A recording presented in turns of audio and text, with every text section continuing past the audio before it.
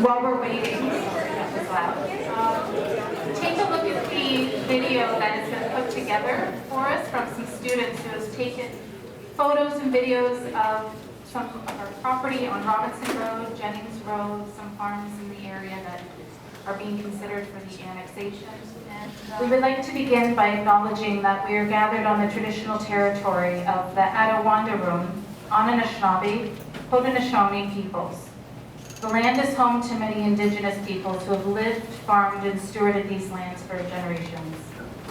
We recognize the significance of the nearby Five Oaks area, where archaeological evidence has identified a historical neutral Attawandaroon village, reminding us that these lands have long been a place of thriving Indigenous communities, agriculture, trade, and gathering. We would also like to bring your attention that this land and the land in the city is trying to annex is with the Haldeman Tract, which still belongs to the people of the Six Nations of the Grand River. We'd like to thank and acknowledge any of our friends from Six Nations who are in attendance tonight. Tonight we are here as a community as we are faced with the proposed annexation that is the potential to permanently change this landscape. And many residents have questions about what these changes could mean. Our goal this evening is to provide an opportunity to learn, listen, ask questions, and hear a range of perspectives. You'll hear from residents and neighbors who have been working hard to understand what this means for all of us. Before we begin, I'd like to thank some folks in this room and beyond who volunteered their time, written letters, attended council meetings, shared social media posts, knocked on doors, gathered hours of research, and have organized events to share their concerns with the proposed annexation and advocate for the best interest of this community. Thank you. So why are we doing this tonight? When the city first announced the Memorandum of Understanding and the proposed annexation of lands within the County of Brant, many neighbors came together to better understand the proposal and discuss what it could mean for our community. Following the city's public consultation on June 11th at the Walter Gretzky Municipal Golf Course, many residents shared a common concern. While the event provided some information, its format made it difficult for people to ask questions in a public setting where everyone could hear the same answers. Many felt that there was limited opportunity for open dialogue and shared discussion. This evening is intended to provide an opportunity for that. While we may not have every answer, we hope tonight's presentations and discussions will help inform the community and ensure that the questions and concerns of residents are heard by those who will ultimately make decisions on this proposal. We extended invitations to the mayors and members of both City Council and Brant County Council, and we sincerely appreciate those who accepted our invitation and have joined us this evening. Thank you for taking the time to listen firsthand to the presentations, concerns, questions shared by your constituents. It's also important to highlight that changes have already been made to the proposed boundary adjustment. I'd like to publicly thank the county and city councillors and staff who took the time to take our calls, respond to our emails, visit our farms and our homes, and hear our concerns directly. With these conversations, the updated proposal was revised. This shows that your voice matters. An engaging and respectful conversation can make a difference. Following the presentations, we will hold a question and answer session with all speakers. We ask that you hold your questions until that time so everyone has an opportunity to hear the presentations without interruption. We also ask that questions and comments be respectful. Our goal is to create an environment where people feel comfortable sharing their perspectives and where meaningful dialogue can take place. This meeting is being recorded, and the questions raised this evening will be documented and shared with members of both city and county councils. Beginning next week, the decisions, I'm going to change that. It's just been changed. So the first week of August, the decisions before our councils will shape the future of our farmland, our environment, and the legacy we leave for future generations. With that, I will introduce our first group of speakers. Kelly Straight will speak to the importance of preserving productive farmland. Robin Kirby will discuss the impact of the proposed annexation on local agriculture and food production. Briar Simon will provide youth perspectives on how these decisions may affect future generations. So please, if you would welcome Kelly Straight on the importance of preserving our productive farmland.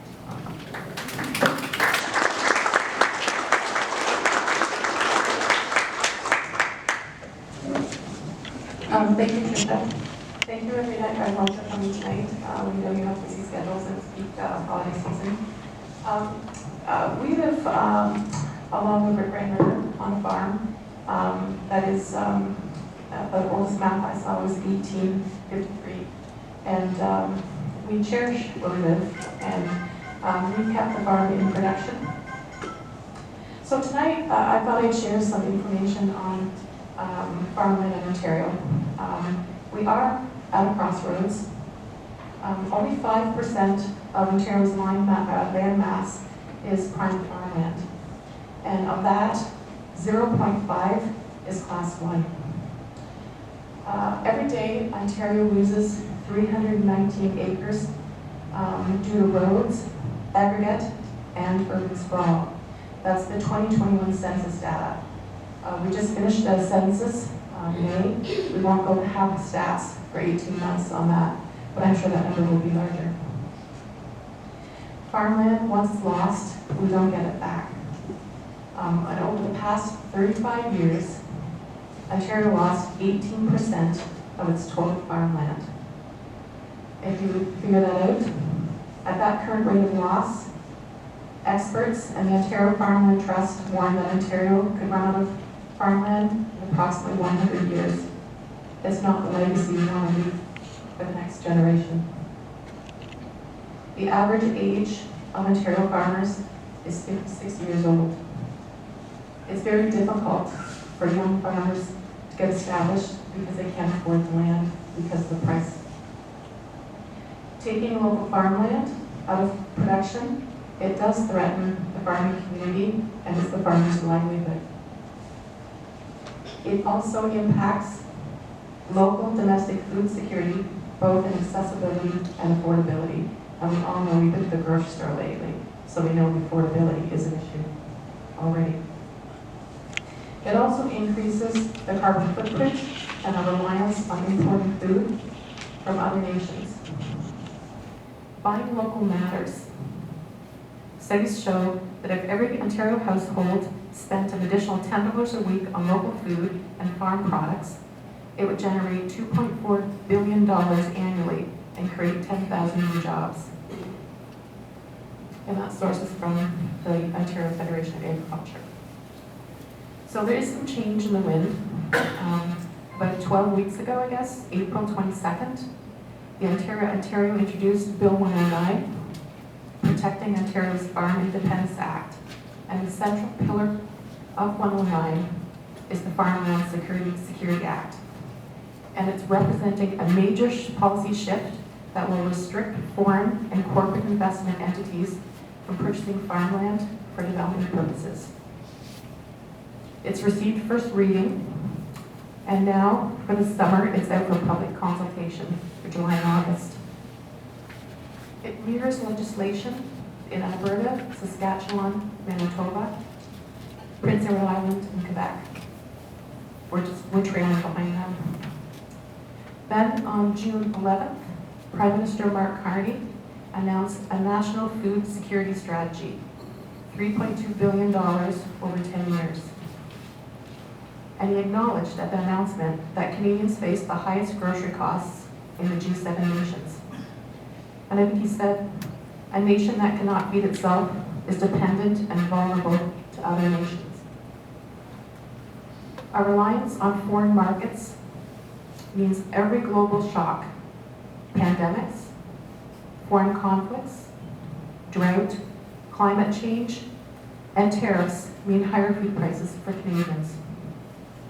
And the objective of the food security strategy is to reduce the price of food for Canadians, make food more accessible, and produce more food at home to strengthen our domestic resilience and reduce our dependence on other countries.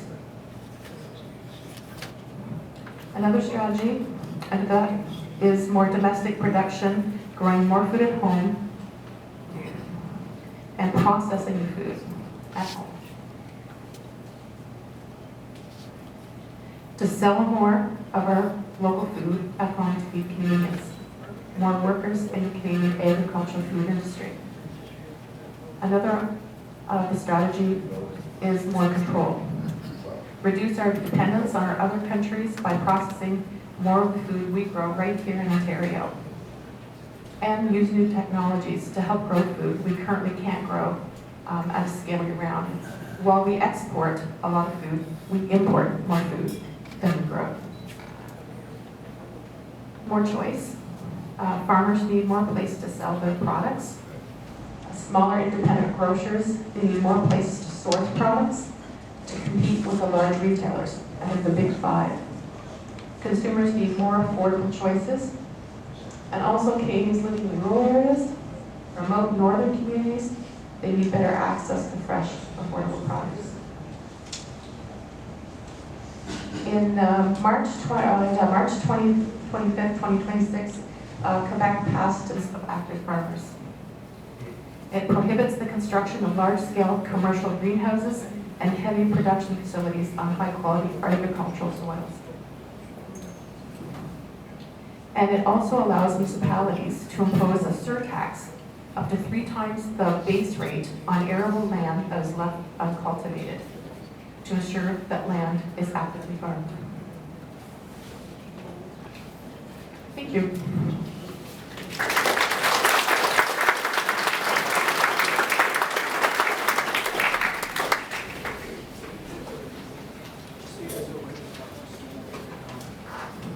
Thank you, Kelly. Next, please welcome Robin Kirby, who will speak on the impact of the proposed annexation on local agriculture and food production.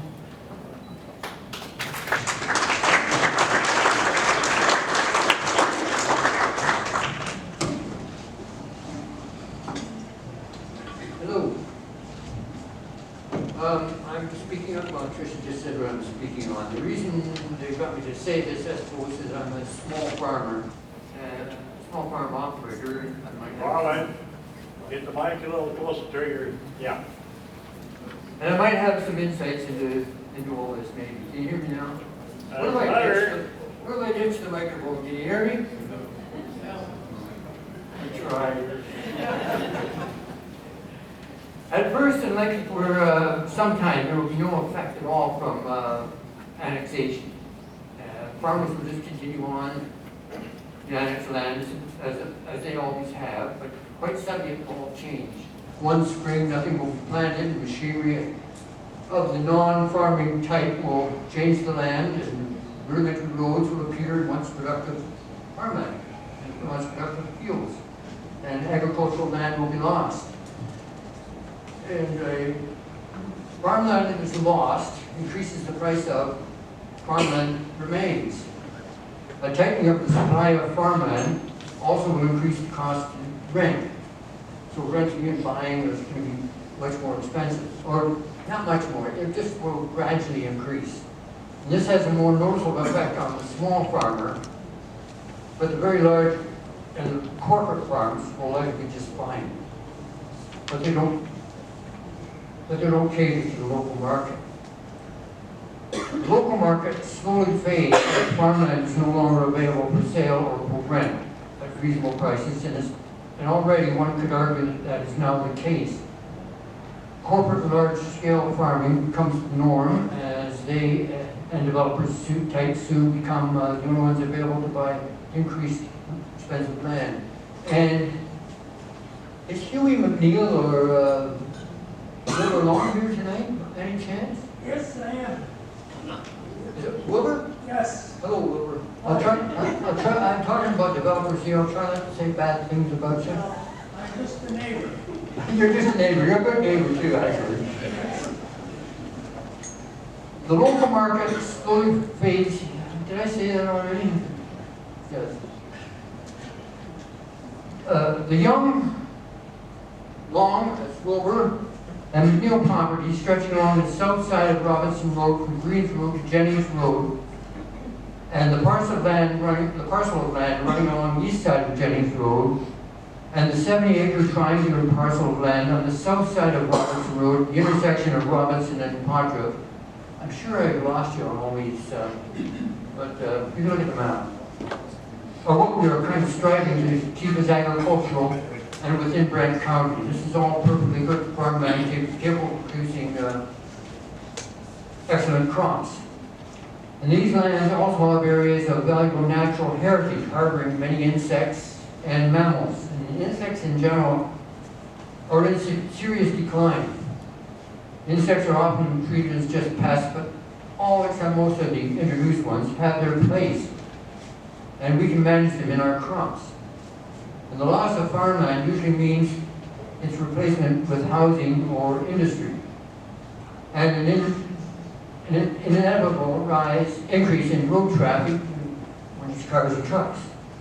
Now the road will become very busy, which is not compatible with small tractors and machinery or a team of horses. It gets to be rather dangerous. No lights, of course. Driving the last load of hay down the road and back to the barn has no options. What did I say there? Let me just repeat that. It gets to be rather dangerous. No lights, of course. Driving the last load of hay, that's late in the evening, down the road and back to the barn. You can remember that land when your dad followed us behind the wagon with the lights on? Our options are reduced. Many small things quickly add up, and already this is slowly becoming a bit of a problem for us. The urban crowd can do odd things sometimes. The rules and customs can be quite different, and good intentions can have unforeseen consequences. The calf that died, you'll remember this too, Lynn, because the neighbor in the adjacent subdivision kept dumping grass clippings over the fence, thinking he was giving the cows a treat. It was a treat, of course, but it was grass treated with weed killer. Calf died. Or what happens when the horses get out on the road? They've been out a couple of times. Maybe the flock of sheep with a herd of cows gets free and goes munching on 10 houses worth of manicured lawns and flower beds at 2 a.m. in the morning. Pooping on driveway sidewalks and sides of cars just because they can do it. So it hasn't happened very often, but I'm sure it's going to happen. It'll happen. The biggest problem, though, is that the apartheid community gets smaller. This has been happening for a while now as developers gain control of adjacent lands. We cannot now just go over to the Greens. Greens have gone from there, unless Bill's here, and get a load of 130 small square bales of hay on a wagon, or have Dennis go out and cut us another acre. We just don't have that option anymore. And we would have been around to help the Greens as well, reciprocally. And there are a few of us to help one another now. And high land prices, farmlands going urban, is making small farms become much more fewer, and the houses are not even there yet. And all this happens incrementally and hardly noticed till you look back on it. That's it.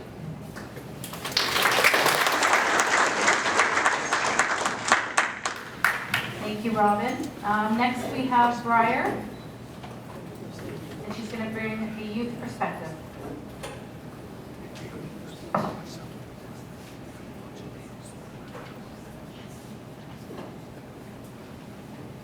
Good evening.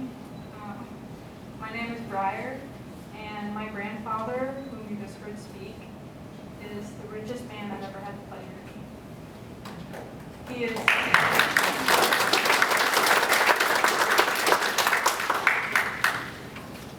He is rich in family, friends, and acquaintances who have supported us during this process. He is rich in his knowledge and his care for the environment and everything that inhabits it. He is a person I deeply admire because of that wealth, among many other things. Today, I want to speak as a youth about why protecting our environment, farmlands, and natural spaces isn't just important, it's urgent. I think in my case, as a person in that group, in order to express and decide on my perspective, I have to look at what I want my future to be. That future for me is one where forests stand unbothered, rivers run clear, the air is clean enough to breathe without a second thought, and farmlands are protected. These aren't just wishes about a greener future.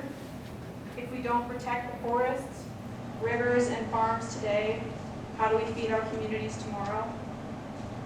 Food insecurity isn't a distant threat. It's something that impacts almost a quarter of Canadians today. And losing prime farmland is only going to make it worse.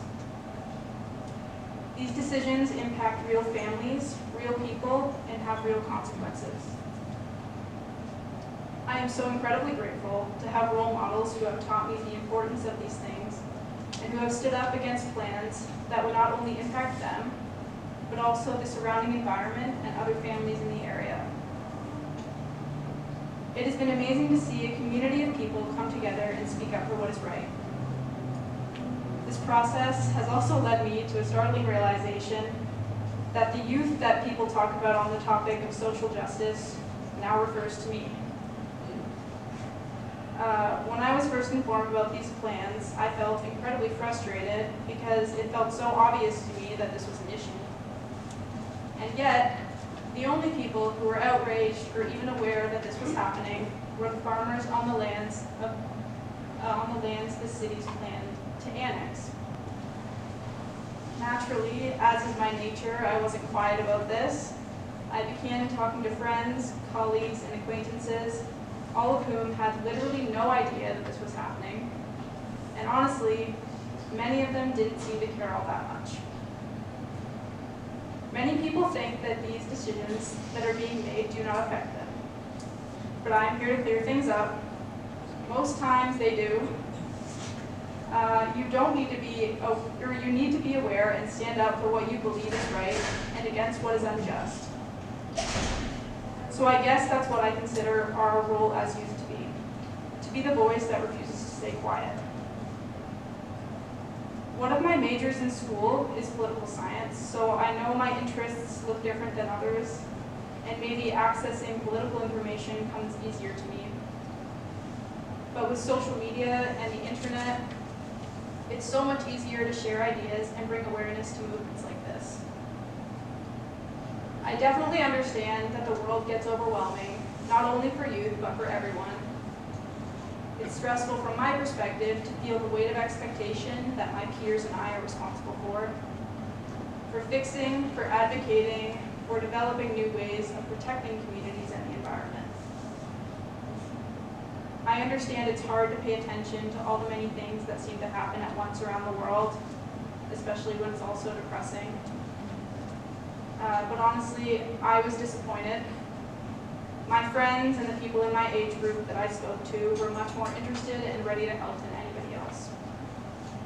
While that makes me proud of my generation and grateful for the people I surround myself with, we all have a voice and a role to play in protecting agricultural farms and natural spaces. So please, call your councillors, let them know how you feel. They are elected officials who represent each and every one of us. We don't need more development taking away from the natural ecosystems and wildlife. We need stronger legislation to preserve these spaces for my generation and generations to follow. I began by describing what my ideal future looks like, with forests, waterways, and nature. This may not be a possibility if the city continues to annex prime farmland and natural habitats. Just look at what Ontario experienced last week with wildfires choking our air, displacing families, and destroying communities. These fires aren't just natural disasters, they're fueled by climate change and by years of ignoring warning signs. Things don't have to end up that way. We have the power to shape our future. We just have to use our voices. So what future will we choose? Thank you.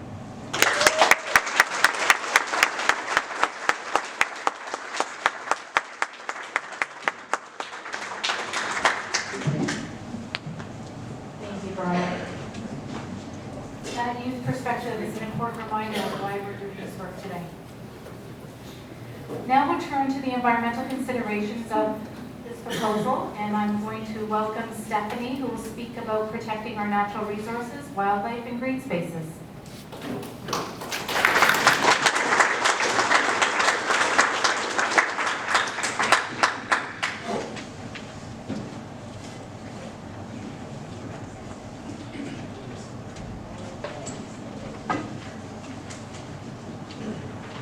Hello, everyone. Can you hear me? Hold it close. Hold it closer. Oh, that's better. First of all, thank you all for being so generous with your time and coming here to be together, to support each other, and to listen to us. Yes, can people hear me at the back? No. Because I'm wondering, I'm hitting the button. How about now? Oh, okay. Okay, that's better. At any rate, I'm going to speak about a few of the environmental issues. Yeah, it's shutting off. We have another one. Sorry. It's not rocket science to hit that button. How's that? No. Okay, what am I doing wrong? Maybe it is wrong. Hello? Okay. Sorry, guys. I'm going to talk about a few of the environmental issues pertaining to this annexation proposal, starting with the West Brant access route, aka the Oak Park extension. The city put out a statement recently saying that they had removed lands pertaining to the transportation corridor. They did. And in fact, they removed all the farms on the north side of Robinson. We're very, very grateful that this change was made, because we do want to protect the farms. And definitely part of the study area pertaining to the West Brant access route has been removed from annexation. However, they did not remove all of the land pertaining to the West Brant access route. And in fact, they left the east side of Jennings in, and also the parcel of land between Oak Hill and Colborne. So it's rather a mystery as to why some of the land pertaining to that transportation corridor was removed and some of the land was left in. Now would be a good time to hand around that map, please. Somebody, would we have a map? My apologies, I didn't know we were going to have an overhead, because it would be better if the map was up here. No. I'm looking for the paper map of the east side of Jennings. Is it circulating? Okay, good. I know. So my apologies for that.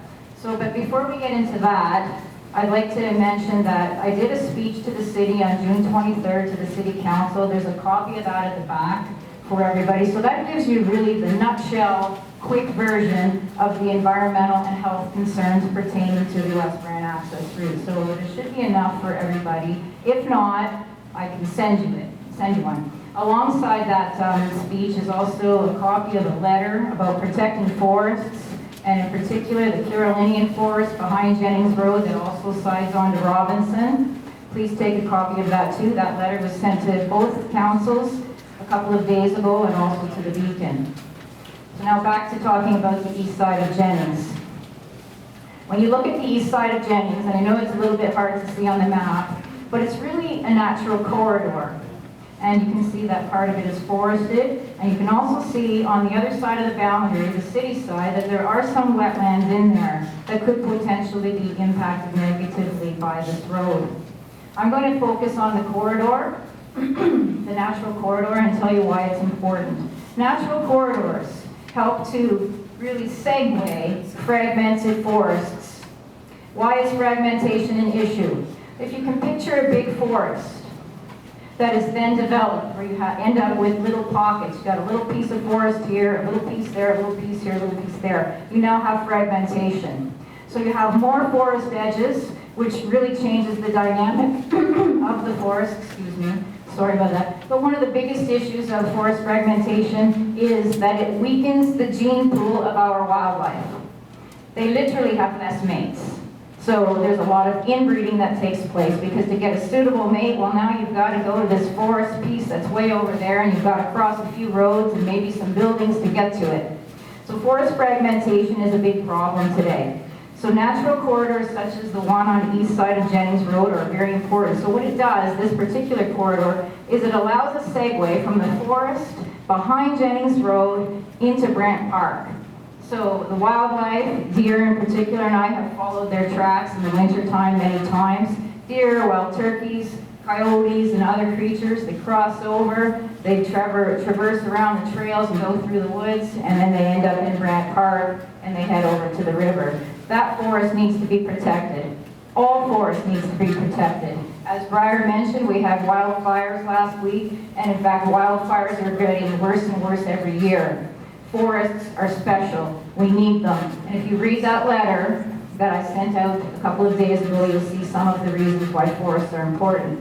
I'm going to focus for a second here on the Carolinian region. We are part of the Carolinian region, which makes up only 1% of all of Canada's landmass. 1. Of the Carolinian region, we have about 10% left. So of that 1%, about 10% of that still remains today. The rest has been converted into agriculture or industry, homes, etc. It's been developed. Approximately 40% of Canada's species at risk, are in the Carolinian region. Some sources say over 50%. So that's a pretty high number when you think of the size of the landmass. According to Carolinian Canada, 90% of Ontario's species at risk are in the Carolinian region. We need to protect every bit of Carolinian region that exists. So the city is looking at the forest behind Jennings. They're looking at the Jennings area. They're also looking at that little piece of land between Oak Hill and Colborne. That is all natural space. All of it needs to be protected. I'd like to talk about something else, but I'm going to leave it for now in case there's not enough time. So I'm going to sort of segue over to the land beside the airport and the airport land itself. So we'll talk about what is there, where the airport lands are and the adjacent farms. So if the aquifer map could be circulated, that would be great. Again, I'm sorry that it's not up on this overhead. We just got that map yesterday, so that changed some of the things I was going to be talking about. Thanks to Mark Dreamack, he managed to track it down. I've been looking for this map for a while, wondering about the aquifer in that area. Mark found it, or tracked it down, so this is wonderful. So it's quite interesting when you look at that. So if you look west of Brantford, there's a very vast amount of land that is listed and illustrated as being a highly vulnerable aquifer, and also a significant groundwater recharge area. This is really, really important. So before I get into talking about cars, which is about what I'm about to segue into, water. Let's talk about water for a second here. There is no resource on this planet more important to life than water.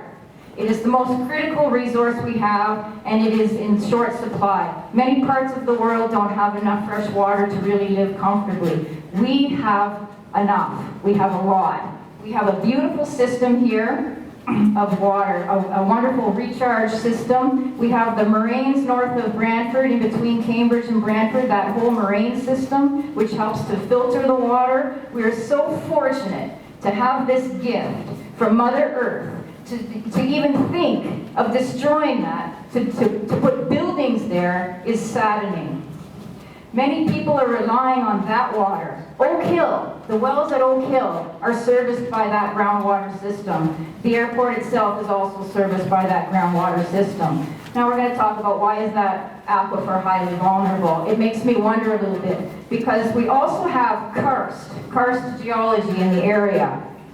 Karst is known to be in the northwest Brantford area and up to Paris and even around the Five Oaks area. Anywhere where we had gypsum mining, which was all through the 1800s, is karst. Gypsum is a feature of karst. What is karst? Karst is a, sorry, are we losing sound here? I need to really hold this closer to my mouth. What is karst? Karst is a type of geology, it's a type of topography that exists only on 10 to 15% of the whole planet. We have it here. So karst is a type of bedrock that is dissolvable. It's usually limestone or dolomite, which we have both of. So what happens is when it rains, the rain collects carbon dioxide from the air, bringing it into the ground. It then joins with carbon dioxide in the ground and creates a chemical called carbonic acid. It's a mild acid, and that dissolves limestone, thereby creating a vast network of channels underneath the ground that get bigger and bigger and bigger over time. So if you picture the bedrock just slowly dissolving, dissolving, dissolving, you've got cracks and crevices, channels, caves, little caves, bigger caves, and then it just gets more and more and more over time. And that's what gives us this beautiful, big network, groundwater network underneath. So that network also feeds the river. It needs to be constantly recharged. So when it rains, it's always being recharged. So do we want to build on top of that? When you talk about highly vulnerable aquifer versus a regular aquifer, karst aquifers are highly vulnerable because they're vulnerable to contamination.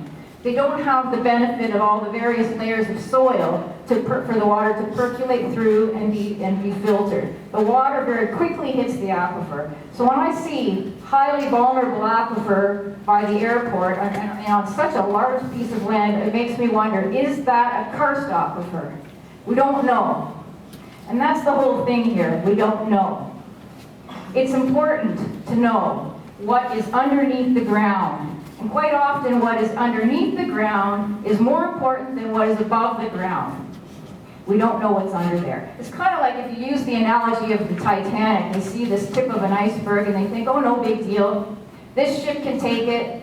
It couldn't. They were not able to see what was beneath the surface, and we know what happened to that ship. Karst is synonymous with sinkholes. Sinkholes. The potential for sinkholes. As an example, it is hazardous. There should be no building on karst, period. I'm going to say that blatantly, and it has been happening. The airport area, we don't know, but we need to know. But regardless of whether it's karst or not, do we really want to be building in an area where we know it's a significant groundwater recharge and where we know it's highly vulnerable to contamination? Do we want to threaten our water, our precious, beautiful, fresh water that sustains life? Do we want to threaten that? What would we rather have there in that area? That lovely gift from the earth of groundwater recharge. And it's pretty big when you look at that map. I was rather shocked when I saw the amount of land that is groundwater recharge and aquifer. Do we want to have that sided by a beautiful, stunning piece of Carolinian forest? Or would we rather have an extended airport with an aviation business park? We're at a point in time where we need to really rethink what we're doing as a human race. This grow, grow, grow, faster, faster, faster, consuming at an alarming rate. We're going to grow ourselves right off this planet if we don't start rethinking the way we exist. If we don't start existing with the earth instead of existing on the earth. Stephanie, I'm almost done. I have one more sentence. Thank you. That's my cue. Don't be rambling for too much longer, Stephanie. Okay, one more thing I wanted to say, and this is my last sentence. At what point do we stop destroying and begin to start preserving the little bit that's left? Thank you.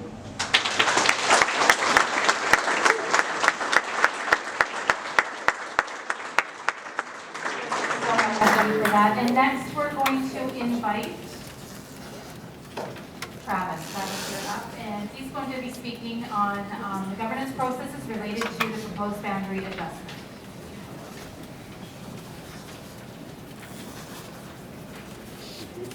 Good evening, everyone. My name is Travis Welch. I'm the founder and board member of the Brant Civic Accountability Association, BCAA. First, I'd like to thank everyone for coming tonight. I'd also like to thank the residents and everyone who organized this meeting. The turnout here tonight demonstrates something very important. People care about the future of our community. Tonight, I'd like to spend a few minutes walking through everyone through how we got here, why BCA became involved, and why we believe there are still significant questions that deserve answers before either council makes decisions that could become the most significant planning decisions in Brantford and the county of Brant in decades. So how did we get here? Many people think this discussion started with a proposed airport boundary adjustment. It did. In our view, the story begins much earlier. In November of 2025, the Brantford Municipal Airport passed a resolution asking the Brantford City Council to request provincial assistance to explore restructuring options involving the airport lands. At that very same meeting, the airport board also received a conceptual airport business park presentation. That presentation included commercial hangars, industrial buildings, employment lands, stormwater infrastructure, roads, servicing, long-term redevelopment concepts, and planning discussions about the surrounding lands were already occurring. Then something happened. Following that meeting, the county publicly disputed several statements that formed the basis of the restructuring request. County officials stated publicly that development charges were waived, planning fees has been waived, permits have been expedited, and perhaps most importantly, they stated that the county had offered to negotiate an airport boundary adjustment on at least 3 separate occasions. Residents deserve to know what information ultimately formed the basis for requesting provincial intervention. Then came the provincial facilitator. The city requested the appointment. The province agreed. Residents were told the process was related specifically to the airport and the surrounding lands. That seems straightforward, but as time has gone on, our review of documents has raised a very important question. Is this process really about the airport? Because while this is happening, several other major planning initiatives were also advancing. The airport boundary adjustment, the West Access Brant Road, planning activities surrounding airport lands, and residential intensification. Infrastructure planning, environmental studies, agricultural lands, natural heritage, archaeological considerations, and indigenous consultation. Each has largely been presented as separate initiatives, but residents are entitled to understand how they relate to one another before irreversible decisions are going to be made. Then we arrive to the airport board itself. This is why BCA became increasingly concerned. In February, Mayor Kevin Davis moved to waive the board term limit rule. They appointed Mark Littell as chair. Planning applications relating to the airport business park had already begun. Then in April, the airport board, Daryl Casey, introduced a motion asking for something quite simple: a communication plan for airport tenants once the provincial facilitator process was completed by its work. The motion was ruled out of order. Immediately afterward, the board waived its rules, moved into closed session, and discussed removing a citizen from the board. Mr. Casey was the only member to vote against entering closed session. Shortly afterward, he resigned. Then something else happened. The airport board essentially has gone quiet. The May meeting was canceled. The June meeting was canceled. And 2 days ago, the July meeting was canceled. As of today, the airport board minutes in April still have not been presented to the Brantford City Council through the board's normal reporting process. This has all occurred during one of the most significant periods in airport history. Naturally, people have questions. Then came the revised boundary. Originally, it was 1,317 acres. Now, it's 848 acres. BCA welcomes the fact that public participation has made a difference. Residents spoke. The proposal changed. That demonstrates your voice here today matters. But the revised announcement also raises new questions. The municipalities now state they remove lands associated with the West Brant Access Route environmental assessment. Yet residents have repeatedly been told those two processes were separate and unrelated. So naturally we ask, if they were unrelated, why was the boundary change because of the West Brant Access Route? And if the West Brant Access Road influenced these revised boundary, what is exactly the relationship? Because transparency requires more than simply saying two separate processes are separate. It requires explaining how they interact with one another. And people here today should know that. People should understand that the West Access Brant Road and ultimately the boundary adjustment with the airport and how they relate with one another. To this date, no one in this room understands why those two processes interact with one another. We also reviewed the revised mapping. Based on BCA's review, identical transfer lands remain in the broader area of the preferred West Access Route alignment. Those lands, as Stephanie mentioned too, include the parcel of land near Colborne Street West, and all of that land on east of Jennings Road. Again, we simply asked for an explanation. Which parcels were removed? Which remain? Why? Residents here today deserve those answers. Then we have timing. This is perhaps one of the most important issues. Both councils basically adjourn next week. They're going on vacation August 1st. Both entered statutory lame duck status on August 21st, meaning they're not in a position to make any major decisions in regards to boundary discussions moving forward. Many members of council are not returning after this election. We are having two new incoming mayors that are coming into the city of Brantford and the county of Brant. 2/3 of each existing council are gone. They're not coming back. And we're making a decision on something of this magnitude in coming weeks when the majority of the people that are making this decision are not going to be around in the near future.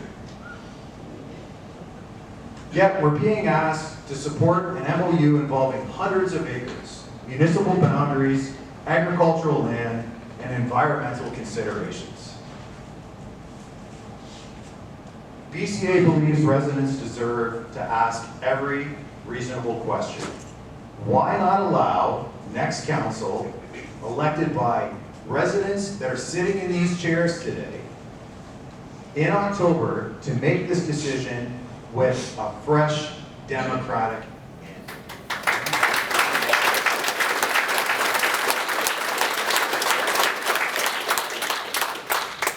Let me be very clear. BCA is not here to tell people what conclusion they should reach.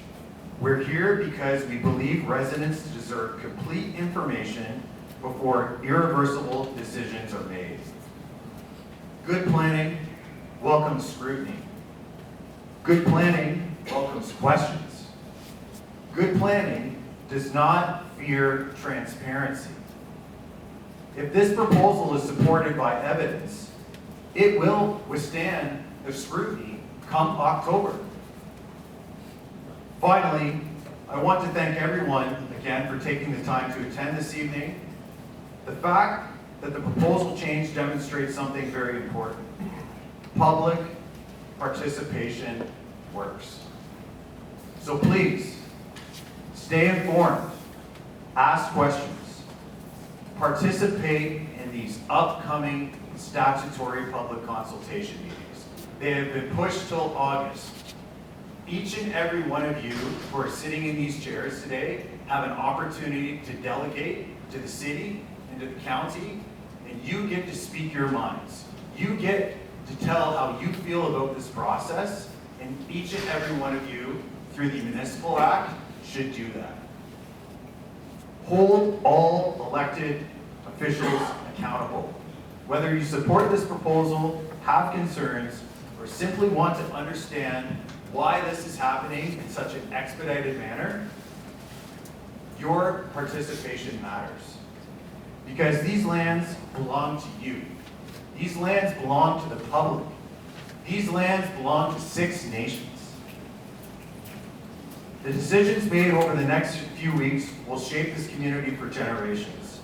Let's make sure they're made with complete transparency, complete accountability, and 100% complete public confidence. Thank you.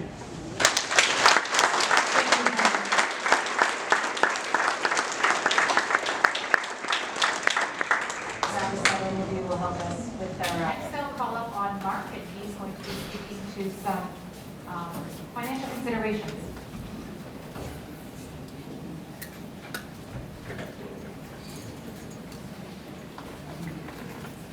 Good evening, everyone. First off, can you hear me? My name is Mark Dreamack. I'm also a board member of BCAA.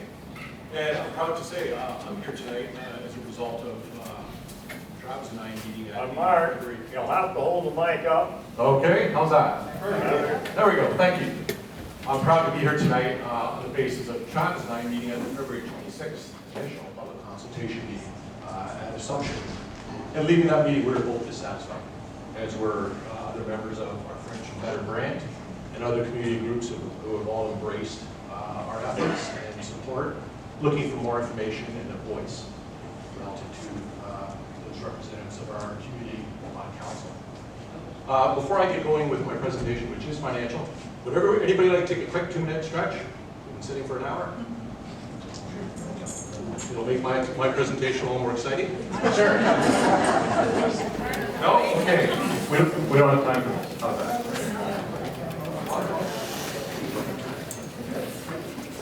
So my presentation tonight is titled Price of Growth, and it's a culmination of information that's available publicly from sources, and I'll identify the sources so that as we get into the details, people will recognize where is this information from. So it starts with City of Brantford and Brant County boundary adjustment agreements and the airport lands MOUs. We have numerous media sources, which I will identify at this time. We have Hanson Consulting, which is a city-hired consulting firm. So we're presenting you financial data that some people may not be aware of, some people may have been asking questions of, and it's a culmination of a lot of research that has been done by our team, using primarily resources that are available to us from our city and the agencies identified. So I'm going to start with the 2 deals relative to the current annexation effort. So I'm going to get out of the way here a little bit. I know the writing is small, but bear with me, but there's a lot of good data here. So there's been 2 deals that have been done here. The annexation that was effective in 2017. Everybody hear me in the back? Okay. So Brantford took in roughly 6,700 acres of county land for room for future homes and businesses. In return, the city compensated the county for the lost taxes and shared the proceeds of future development. New residents on the annexed land kept paying lower county level taxes for up to 15 years as part of the deal. Servicing it is the big ticket item. City consultants estimate $182 million to service the water and wastewater alone over a 5-year period. The second deal is the topic of tonight, the airport transfer. This is the agreement from May 26, which is not yet finalized. And Brantford, as always, has owned and run the airport, but the land sits in the county, as we know. The county collects the taxes from any growth there today. The deal that we're looking at now would indicate the city would pay $9.7 million to move the airport and surrounding land, which is 1,317 acres, which has since been reduced to 848 into city limits. Once inside the city, the future tax revenue for the airport area development belongs to Brantford. So do the servicing bills, which are estimated at 8 to 12 million in the first phase and 50 million for the full build-out. Yeah. Big numbers. So there's 4 numbers to take away from this. And as we present this data, give it some thought, talk to your representatives, but I'm going to carry on here. I've got a 10-page, I'm going to try to make it quick. However, there's very important data here. So there's 4 numbers to consider. There's 6,700 acres that is going to be transferred in these 2 deals between the county and the city. $9.7 million is going to be the next payment for the acreage. Again, it could be adjusted based on the 848. The MOU that's there today, we don't know what the numbers are, but initially the deal was based on 9.7 million. 15 years is going to be how long the annexed properties are going to continue on being discounted at county taxes. And there's going to be 37 new airport hangars as part of this airport development, which is supposed to have been completed in February of this year. So let's look at the original annexation. Brantford paid the county in 3 ways. It services the new land at discounted taxes for years. The first was a shrinking payment for lost taxes. So for 11 years, the city pays the county what it used to collect on the annexed land, starting at the full amount, fading to 0, in roughly 5.5 years worth of the old county tax bill. The second is a share of future development. As the land's built out, the city pays the county $850 per home and $1,416 per acre of employment land. Both are rising with inflation, and the city owes this, even if it can't recover the money from developers. So if the land sits there empty, the city is going to pay that amount. Number 3, a long tax discount for the new area. The annexed properties keep paying lower county level taxes for up to 15 years. Meanwhile, the city is going to plow, police, service the land, and the gap is quietly covered by the rest of the tax base. So in exchange, the county gets city water from the airport area for 1,060 acres, and water and sewers for the Canesville employment lands, approximately 1,097 acres. So year 1 will equal the county's last full tax bill on the annexed land. So the last payment will end about 2028. So that's some of the fundamentals that were with the original deal. Some of the key factors. In 2026, so the airport deal, we have a $9.7 million transfer to bring the city-owned airport inside city limits. It's payable the date of the land transfers. Why the city wants the land? The city owns and operates the airport with the lands in the county, so the taxes for any new development are currently going to the county. So that made Brantford reluctant to invest. So the fix was to move the land in the city for future growth, which pays Brantford, not the county. Where does it stand? It's not final yet. But public hearings, both councils and the province must still approve this. The transfer map has been reduced from the 1,317 original acres to 848 after residents objected. So the final price will likely come in below the $9.7 million transfer. People living on the transferred land keep county level taxes for up to 7 years. Servicing the airport lands was estimated at the age of $12 million for phase 1 and $7 million for phase 2 and another $31 million for the full build-out. So this is for a wastewater connection, which is costly, and it was not recommended within the first 5 or 10 years. So there's nothing going to change here as far as your water for the first 5 years of this deal. So the development potential was priced at $13,500 an acre because the map has since shrunk. This portion will probably be recalculated before any final agreement. If the proposed West Brant access road is ever built, its full cost falls to the city alone. So the airport decision. Staff urged a pause on the airport expansion. Council built it anyway. 37 hangars were built by spring of 2026. So in January 2024, Council approved the airport business case for 2024-34, which was an ambitious build-out of the new terminal, hangars, and commercial buildings. The city's own model shows 4 loss-making years before profits were run. In August of 2024, there was a warning. Staff, city staff, this is our full-time city staff, engineering, finance, etc. They indicated that the new hangar construction based on debenture financing would not be feasible or self-sustaining at the current lease rates, and recommended pausing the major airport project until the business case and possible municipal services corporation is settled. That same month, in 2024, was the override. Instead of investigating this further, our council voted 8-2 to direct staff to build 2 more rows of T hangars immediately, paid for reserves, $430,000, later topped up by $311,000. February 26th, the result was 36 to 37 units were leased. Debt payments on the hangar financing began the same year. So why does this matter? Well, would it not be feasible or self-sustaining? At the end of the day, if your city staff indicates concerns, then the decision was made over staff's stated doubts of whether it could pay for itself on the existing lease rates. The financing questions were raised in 2024, and debentures, reserves, arm's length municipal services corporation were never resolved. Today, anybody in the room who's in business is probably concerned with 30-year T-bills being over 4%. These debentures are nothing more than that. And as the interest rates continue to climb, so does the city challenge as far as servicing that debt. So these unanswered questions now sit alongside the $9.7 million the city has agreed to pay to bring the airport lands and their costs inside the city.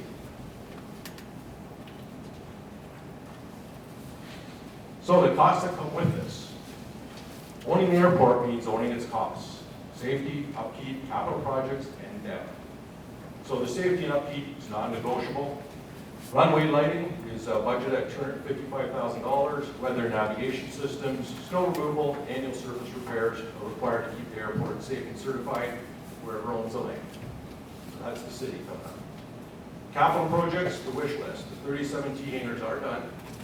But the next idea includes a permanent fuel system and an aviation business park where sewer servicing is a known, unresolved hurdle. The debt, the part that grows. Hangar debt payments begin in 2026. Under the approval business case's full build-out, interest costs alone would climb towards $2.1 million a year by 2032. Yeah. So today, the airport runs a small surplus, about $441,000. But it's largely because the big build-out hasn't happened yet. All the costs haven't hit for this recent build.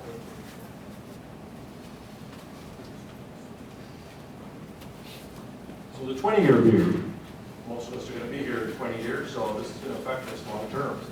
The first decade is the cost decade. The second is a share of the future development. As the land's built out, the city pays the county $850 per home and $1,416 per acre of employment land. Both are rising with inflation, and the city owes this, even if it can't recover the money from developers. So if the land sits there empty, the city's going to pay that amount. Number 3, a long tax discount for the new area. The annexed properties keep paying lower county aid level taxes for up to 15 years. Meanwhile, the city is going to plow, police, service the land, and the gap is quietly covered by the rest of the tax base. So in exchange, the county gets city water from the airport area for 1,060 acres, and water and sewers for the Cairnsville employment lands, approximately 1,097 acres. So year 1 will equal the county's last full tax bill on the annexed land. So the last payment will end about 2028. So that's some of the fundamentals that were with the original deal. Some of the key factors. In 2026, so the airport deal, we have a $9.7 million transfer to bring the city-owned airport inside city limits. It's payable the day the land transfers. Why the city wants the land?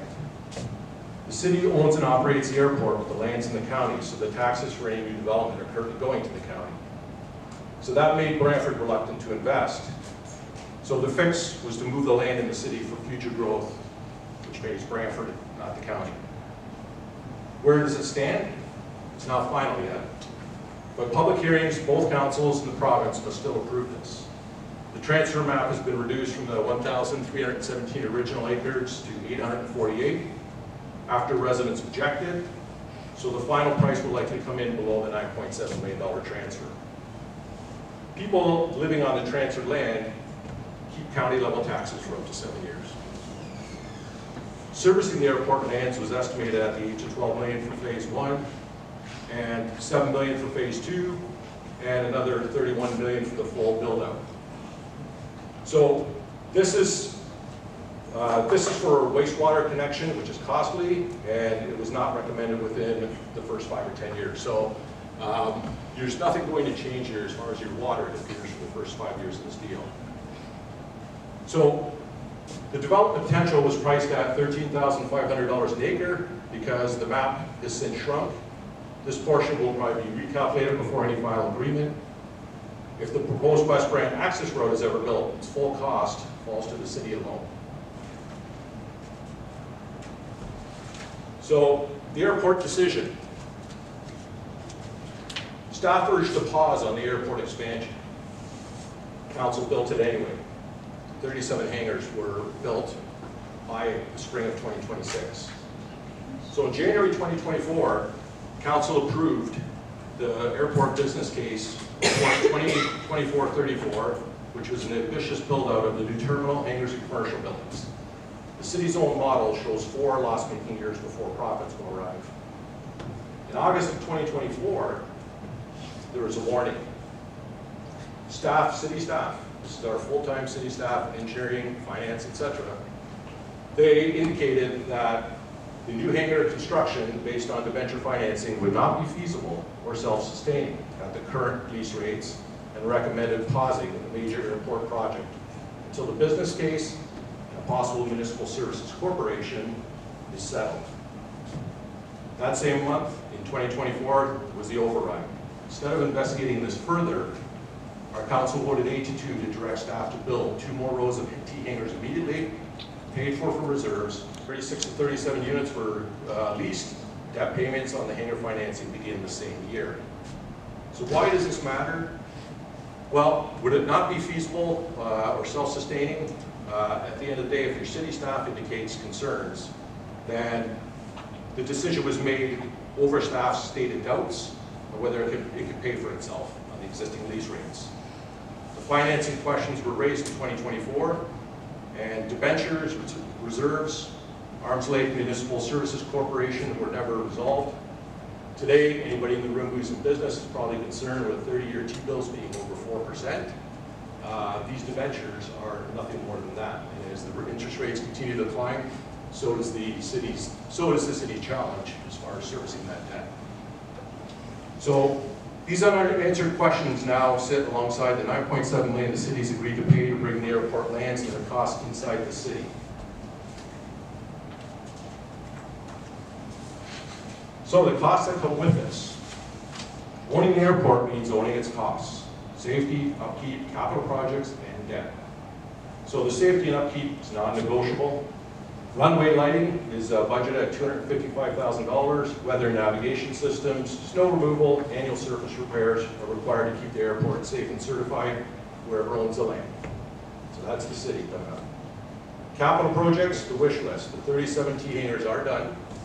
But the next idea includes a permanent fuel system and an aviation business park where sewer servicing is a known, unresolved hurdle. The debt, the part that grows. Hangar debt payments begin in 2026. Under the approval business case's full build-out, interest costs alone would climb towards $2.1 million a year by 2032. Wow. Yeah.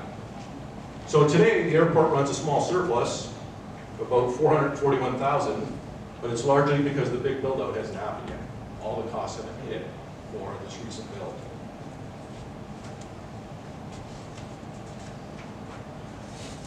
So the 20-year view, going most of us are going to be here 20 years, so this is going to affect us long term. The first decade is the cost decade. So if you look at the chart behind you, and I know the people probably including the front row, you can't see this clearly. And if anybody wants a copy of the presentation, just to approach one of our members, we can email it to you. But when you look at what the business case looks like, so during the cost phase of 2017 to 2027, the payments to the county, the discounted taxes, the servicing, and the airport costs are all still in place. It takes effect for, it also is a 15-year tax discount period. But as we move forward into 2027, the payback phase enters. So if the growth arrives, the payments end, and the full city taxes phase in, the tax base grows. But when you look at the total opportunity here, the way you would read this chart, if everything in the cost phase is signed and date certain, then everything in the payback phase depends on homes, businesses, and forecasted airport growth. So if the growth is slow, today's economy, as we know, is not booming, then the longer the taxpayer is going to possibly be at risk here relative to the costs that are in the current city land budget for the airport. Mark, if I can just interject, just have a more side example. Okay. So your tax bill, what it means for taxpayers. There's three ways that money's flowing out right now. So the first is payments to the county. So the 11-year compensation for the annexation per home and per acre fees is lands developed and a $9.7 million airport payment. They're all funded by the city, which means ultimately by its taxpayers. The second is years of discounted taxes on the new lands. The city plows police services and other services. The annexed area collects county level taxes for up to 15 years. The difference is spread across everyone's tax bill. The servicing bills. Consultants put water and wastewater servicing for the annexed lands at $182 million over 5 years. The airport land servicing add up to $50 million for safety, upkeep, hangar debt, and any other new road commitments alone. So in short, the taxpayers are going to pay more in the first decade and benefit in the second, but only if the growth actually occurs. So let's look at a quick number there. If you're paying $6,000 in taxes today as a city resident, and you multiply it times 1.05% a year, so 5% tax increase, you'll be looking at $9,750 for your property tax bill in 10 years. Unless there is some other source of revenue, and in most cases, there isn't, because we already know the city's debt servicing capability short term is not on ratio of $1 to $1. So the bottom line, Brantford bought room to grow. Whether it was a bargain, but it depends on the growth and the low value versus high value. So there's three things to take away. The bills are certain, benefits are not. Every payment to the county is signed and scheduled. The growth is meant to pay for, it is a projection. The first decade costs more. Between compensation, discounted taxes, and airport spending, taxpayers carry the deal until roughly 2028 to 2032 period. The airport is a swing factor. It runs a small surplus today, but the approved expansion plan loses money for 4 years and was built over staff's objection that it said it would not pay for itself. So what to watch for as a citizen? The airport deal isn't final. The hearings and approvals are still in place, and the $9.7 million price tag should shrink to the smaller 848 acres. How fast the land's developed? Slow growth means a longer subsidy from existing taxpaying base. The hangar math, where the lease rates now cover the debt that staff warned about in 2024, that's an item to watch. We went to the airport board meeting in April. We haven't been able to attend since, so we don't have any financial information yet. Yes. Who pays for the servicing? Consultant estimates. We've got the $182 million for the annexed lands. This again is from consultant reports. So at the end of the day, I'm gonna close, summary closing. Could the future tax stream justify the cost? Maybe, but today it's a growth gamble, not a sure thing. So the short answer here, the expected future tax stream could justify the land cost plus a servicing obligation. It's not yet large or certain enough to make that case confidently. Right now, this looks more like a growth gamble than a de-risk financial plan. Why the answer is still uncertain?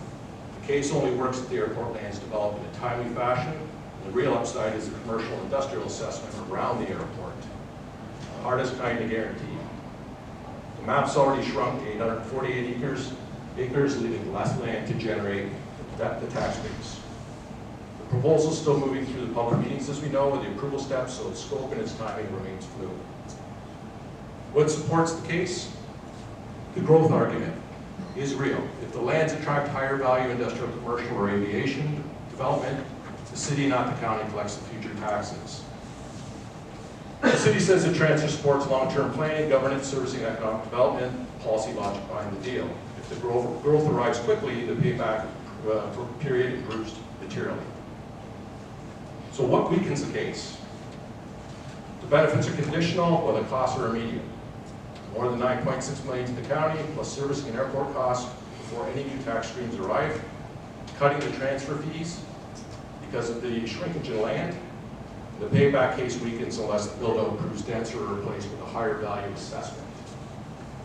One of the things I'll also mention here at the end, so when you look at development fees or DC fees, I'm not going to get into this a big way, but some may not be aware, recently Bill 17 has just been, they're just going through the process right now in government, and I think right now there's more questions than answers in regards to what that means. But relying on a development charge model, whether it be for the airport and or the adjacent lands, is very risky right now because the government is looking at reducing the amount of funding at the municipal level. You can look up online, Bill 17, get some more information for yourselves, but it introduces one more risk factor to everything that we're seeing in this area of West Brant with this airport development and boundary change. So thank you very much, and thank you all for coming.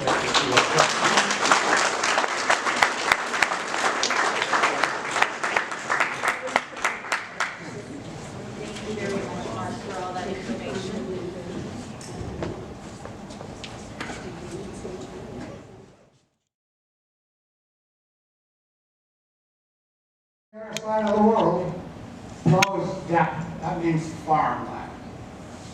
We don't want to farm it anymore, give it back. Actually, we don't need to give it back, we can just take it back. But we're not that type of neighbor. So, I think before you go any further with this project that you want to call a project, an expansion of an airport, I think you need to come and talk to us one of this day. And we're easily accessible.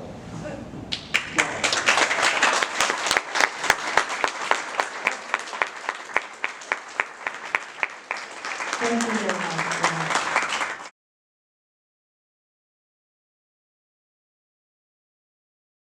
Unfortunately, this has been expanded lands outside the airport boundary adjustment. The County of Brant is in a very sticky situation because of the provincial facilitation process.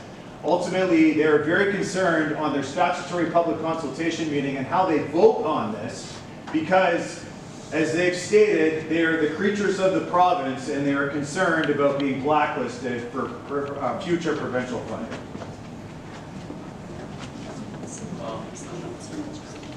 Oh, yeah. My name is Heather Porter, and I just want to follow up on that question. So, the first negotiations, the first talks between the city and the county had a provincial facilitator. And because this is behind closed doors, I don't know, but the future, the last negotiations, was a provincial facilitator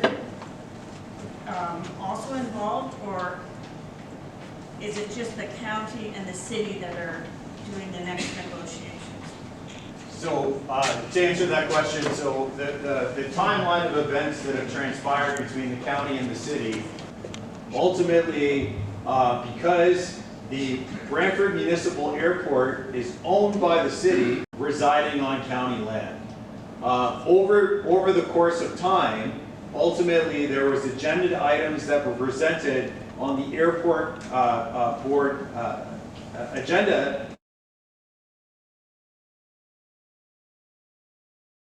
improvement on that land. But I could see across the road weeds that were dead, obviously, from the year before. They were 5 and 6 feet tall. The land was in disrepair. It was rough, ruined. So I took a drive around the block and went into the, not knowing much about the city of Brantford, I took a drive into, well, the airport's gone out there. Took a drive into the, you can farm this? And I said, yeah, I think I can. So I put a lot of work into that land that surrounds the airport. You can see the fine line around it. Just, I'm talking about the airport land. Dishes, plates, cups, left over from the war, and disposed of that, cleaned up chains and cables that were left over from the war, made it into productive land. I was pretty proud of what I did. I worked on the Greens farm, daily pay for them. I've actually been down to down to Robin's farm because I am the livestock there, and I thought, what a waste. Do an agricultural impact assessment on it, which means they will study how development impacts agriculture. They won't really know the value of agriculture. But I'm going to give you a little demonstration if you'll allow me to read some figures. So take 1 hectare of land. This is just corn. Just corn. The most consumed product in Canada. Corn. Grain corn. Not the kind you eat off the cob. I'm talking about grain corn, which goes into almost everything you consume, right down to toothpaste and eyeglasses. So a hectare of grain corn produces 12,547 kilograms of corn. Just the corn. A box of cornflakes at Costco, it's 1.22 kilograms of packaging and corn. So 88% of that is corn. I'll turn my back on that one. So anyway, the value of that hectare of corn to the consumer without any costs is $120,779 per hectare per year. Now I've been farming 52 years. Most farmers, if they make it over 40 years, 40 crop years, I'm talking about 40 crop years. So if a young farmer came in there and was farming a crop of corn for 40 years, and you took away from that, you would be taking away a value of $4,831,000 for 1 hectare. Wow. Over $4 million for that 40 years of crops. And that's just, I say just, corn. Possibly the most valuable crop. I'm sorry, the most commonly grown crop in this area.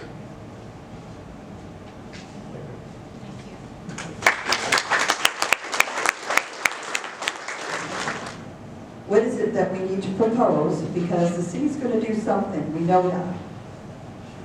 What do we need to do? A decision of this magnitude is not made with current sitting councils in County of Brant, City of Brantford. If the County of Brant can see what's going on in the public outcry on what's happening and they vote this down with the understanding that ultimately they're concerned about provincial funding moving forward, that is a concern in itself for the County of Brant. We need newly elected councils and mayors to come into this county come October 26th and ensure the fact that decisions of this magnitude are not being made and they are actually being transparent and accountable and showing the public of all the underlying issues that are tied to this process on what's going on. We need this not to happen until after the next municipal election. Now, with that said, if in fact these statutory public consultation meetings happen in September, and if unfortunately, because of the underlying issues that are tied with current sitting council members in the city of Brantford, vote in favor of this MOU, and unfortunately the County of Brant are in a position where they ultimately have to abide by this MOU and these boundary adjustments, we still have time. Myself, who's a community member from the county, representatives, one councillor from the city, one councillor from the county. So Christine Garneau was our councillor from the county, and she stepped down in October, and then Mayor Bailey took over in November. So your original question is, how can it go from board to Greenland? It's not supposed to. It's not the process. Any kind of committee or any kind of process, we're supposed to give it back to the city council. They're supposed to debate it, give it to clerks and everybody else that's working at City Hall, give it to the council to debate, send back to us whether it's possible or not. And herein lies the rub. Everything moves so fast that on November 15th, when they came in and said, hey, we're voting for this big boom, nothing went to City Council, City Hall to say, hey, is this a good idea or is this a bad idea? Nothing went to City Hall for them to look over the records and say nothing.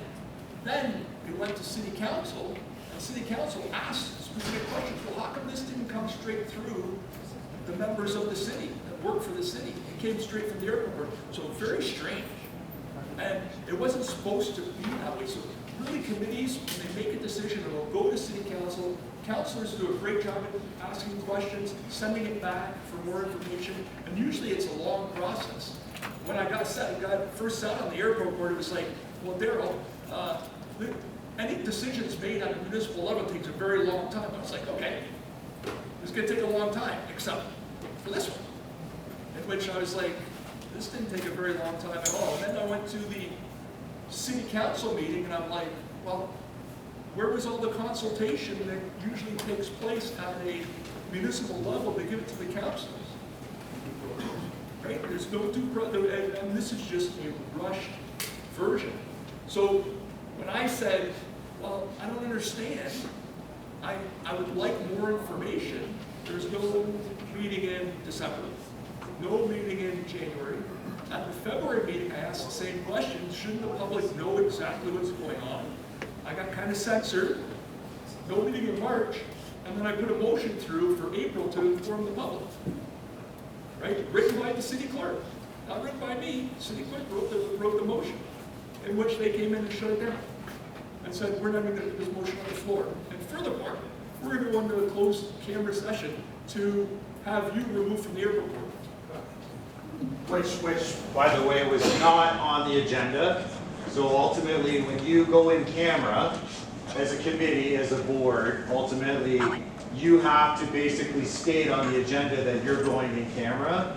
That is another procedural fairness concern that ultimately is part of what we're fighting right now, is there is no in-camera proceedings that happen to that. So the short answer to your question, it's not supposed to work this way on any committees at all. Any municipality, anybody I've ever dealt with through municipal government is not supposed to work. And since Daryl resigned, as I said in my speech, May board meeting has been canceled, June board meeting's been canceled, and July board meeting's been canceled. So at this point in time, there has been no board meetings with the airport board on all these matters that have gone on. And yeah, you can say up, Daryl. I think it might involve you, my question. I didn't want to get stuck. Hi guys, I'm Carly Sortis, and I just have a question. So we all know, just from what you mentioned, Travis, that this all kind of began in November at the airport committee. Would you mind letting us know maybe who brought that forward to the airport committee? Like, who on that committee kind of initiated that idea forward? Just so we kind of know some names. So ultimately, in November, based on my speech and what transpired, Kevin Davis, so Mark Littell sat on the airport board for quite some time, and ultimately they bypassed or used a bylaw, ultimately in regards to a sitting chair member. So Mark Littell sat on that board for quite some time. You only have a certain duration in which you can sit on a board. And ultimately, once you surpass that duration, ultimately it's basically through the board that they vote for another chair to ultimately sit on that board. They used a bylaw in regards to that board and Kevin Davis used that motion to reappoint Mark Littell to sit on that board as chair moving forward. Interesting. Thank you for that, because I was just, it's interesting when you see some people who put their name forward for the election for Brantford. I think I've seen Mark Littell on the Homedale side of Brantford running in the election. So I just wanted to kind of clear the air there. Understood. Thank you. I'm going to take a quick minute here before you get more questions, and it's outstanding. First off, thanks to everybody for hanging in there tonight. And this shows the kind of support and concern for this initiative. This October, you get a chance, when you vote, to help on future matters like this, not only on this matter, but future. So the candidates that are knocking on your door, ask them what their position is. Ask them how they would handle this issue. Ask them what the reason is. What are the finances? Because these are the people that you're going to vote into council on October 26th, 2 new councils. Because if they don't have 75% retention rate, it goes to lame duck, which Travis in our presentation have already identified. So you now have the ability to form your next council by your vote. Joint venture. Could this airport be managed by a joint venture? Could both new councils, who are called, let's call them democratic, say to our provincial facilitation process, we're going to ask you to give us a year. We're going to engage our constituents. We're going to take a look at what makes sense for both communities, and can we form a joint venture or some other method of managing the airport and the boundary lands. I mentioned on the road, on the Oak Park Expressway, in the June 2nd committee meeting for City Hall, only 10% of current West Brant traffic has a demand to use that road. The projections of this road are based on 2051. Why would we consider spending $150 million to plow a road through that is divided approximately 3 kilometers between Rest Acres Road and Veterans Memorial at Mount Pleasant, where the John Noble home is, where it's in the city master plan to widen that stretch of road over the bridge into Eagle Place? When you talk to a lot of members of council, they'll say there's only one bridge over the river, that's why we need access. There are 2. And the second bridge is less than 700 meters from the first. So I'm not going to just run it, but when you look at it, you have the power. When the people are coming to the door, your candidates are coming to the door, ask them these questions. This is what tonight is all about. We're trying to get as much information out as possible.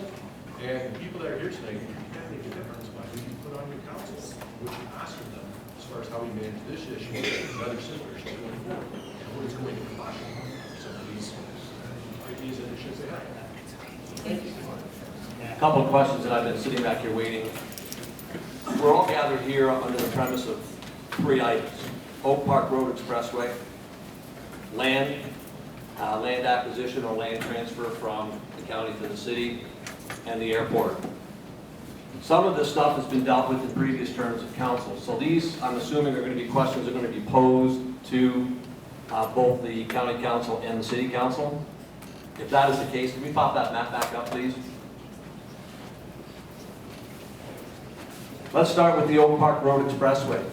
This was dealt with in 2017, so my question to the city council for the city of Brantford, what did you guys do to miss on the Oak Park Expressway the element of easements or right-of-ways, and all of a sudden now decide you want to talk about it as part of this process in this annexation? That's a question they should be answering, because they either missed it or they completely overlooked it, in which case I would have concerns as a resident why they're doing that now at the 11th hour. The second one is the acquisition of the land or transfer of land, whether it's the 1,300 acres or the 800 acres, and these are just rounded numbers. Who is driving that process?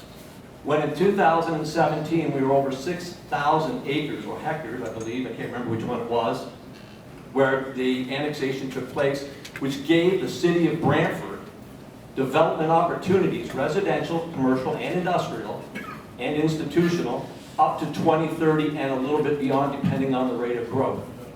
So why all of a sudden is there a keen interest on taking additional lands from the county in such a short period of time when we haven't even fulfilled our obligation? So that's my second question to the city of Brantford.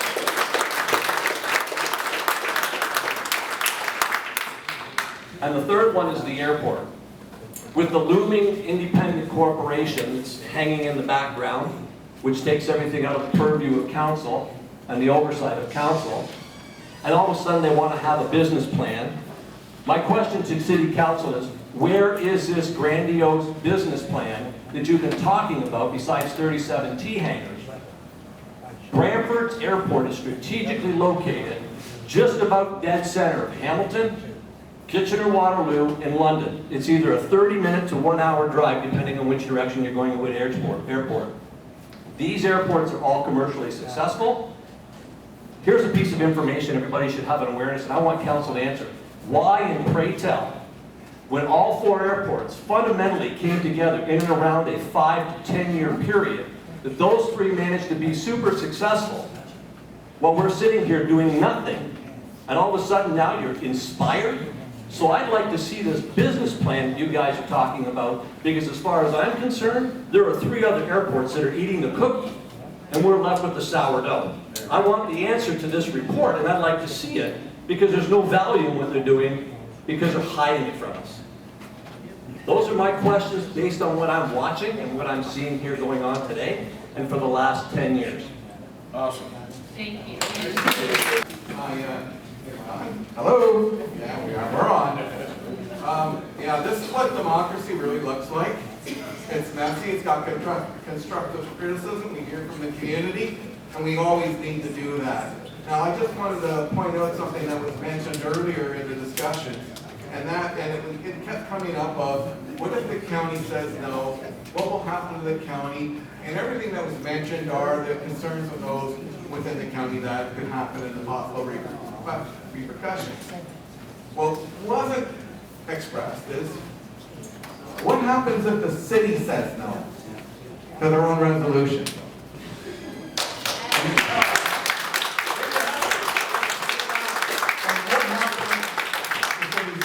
Let's defer it. So we have options, right? My opinion, my humble opinion, is that people in the county are far more involved in this and far more knowledgeable of what's coming on, and come out to community meetings like this and learn a heck of a lot. Okay, I don't think that that knowledge is all through the city of Brantford, and that they're actually aware of what is going on. And it's important that everyone in the city of Brantford is aware of what we're doing, why we're doing it, and as somebody says, there can be pluses and there can be minuses on anything. There can be a way to go forward, or maybe not, but we have to have that debate. It has to be with the public, it has to be open. Someone prove to me that they can get it done.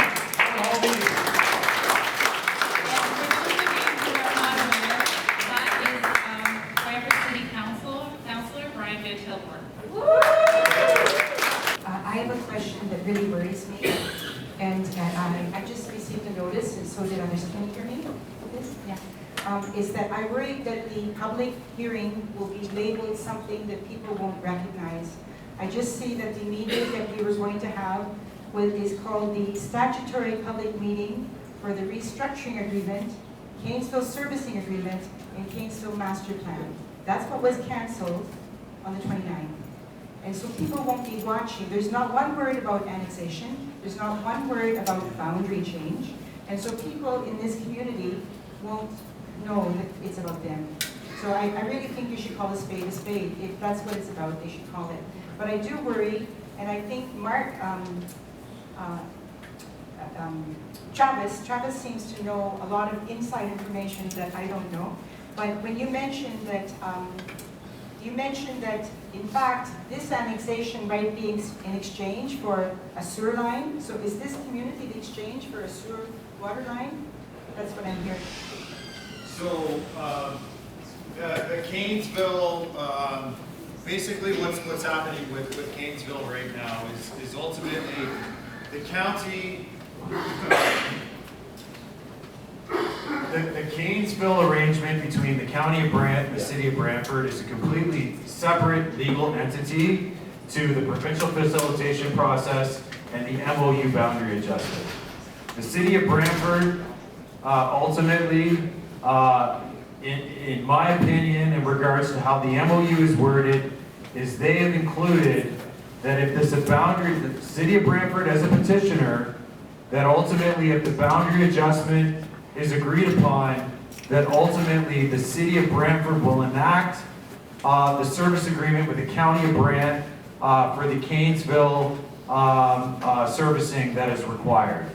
So it is of my opinion that ultimately this is a little bit of a negotiation tactic between the petitioner, the city of Brantford, with the county of Brant in regards to a servicing agreement that has nothing to do with the MOU boundary adjustment and the airport board.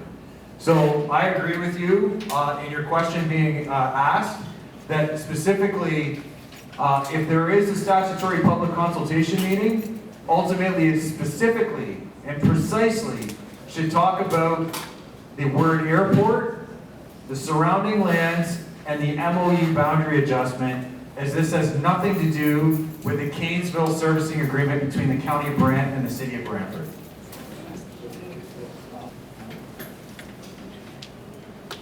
Looking at the map here, I would like to know who the planner for the city is, because if you look at the outline of the area being annexed, it's very close to the airport, and how is that going to facilitate airport expansion?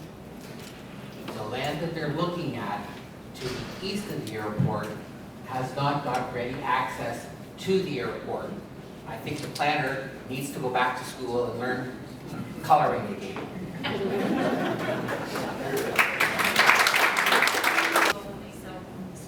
I've been really pleased to hear some of your questions and the engagement that we've had, so thank you. I'm loud enough. Why do we think that they're going to complete anything? I grew up in Echo Place. They destroyed Park Road North, and still, that expressway is never, ever completed. And that's, what, 50 years ago? 45 years ago? So what, are we going to wait 45 years to see what mess they make here? Just a question. When I ride by, I mean, you tore down beautiful homes, you moved out beautiful people. For what? And that is a valid concern, absolutely. As I said, my voice is loud enough. Thanks.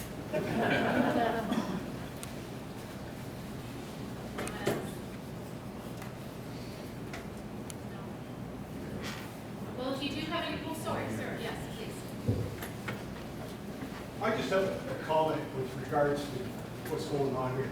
I think that both these councils are, they're not going to be in place in October. So why is it the big push to get this thing passed through? I don't understand this. I think that this needs more consultation, and people need to really know what's going on. Like, you keep spending money, and you can't keep deficit financing everything. Somebody has to pay the piper. And this nonsense of continuing expansion and no idea what you're doing, and then look at the mess and stuff that we end up with. Stuff not really finished. We got infrastructure. We got roads that are falling apart, and we're worrying about expanding the airport and putting another road in. Why don't you fix what we have?